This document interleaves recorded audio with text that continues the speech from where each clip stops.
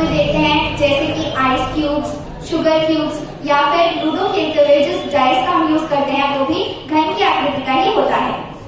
घनाभ की तरह ही घन के भी 6 पृष्ठ या फलक होते हैं, 1, 2, 3, 4, 5 तथा 6।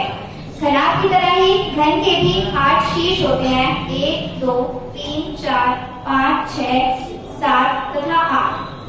इसकी कोरे भी 12 ही होती हैं, 1, 2, 3, 4, 5, 6, 7, 8, 9, 10, 11 तथा 12। घन का संपूर्ण पृष्ठीय क्षेत्रफल इसके 6 पृष्ठों का क्षेत्रफल का योग होता है। इसके एक पृष्ठ इसका वर्गाकार होता है, अतः इसके एक पृष्ठ का क्षेत्रफल होता है भुजा की घात 2। जब हम इसके 6 पृष्ठों का क्षेत्रफल निकालेंगे तो वो होगा 6 गुना भुजा की घात 2।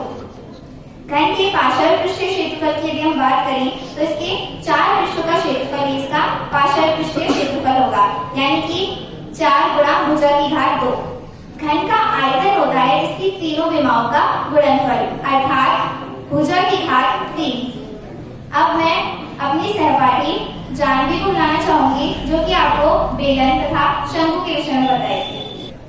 घनाभ और घन में ये अंतर होता है, घनाभ की जो तीनों विमाएं होती हैं लंबाई, चौड़ाई तथा ऊंचाई अलग अलग होती हैं, या फिर 2 विमाएं समान और 1 विमाएं अलग हो सकती है, परंतु जो घन होता है उसकी तीनों विमाएं बराबर होती है। ये एक वर्गाकार ठोस आकृति होती है और ये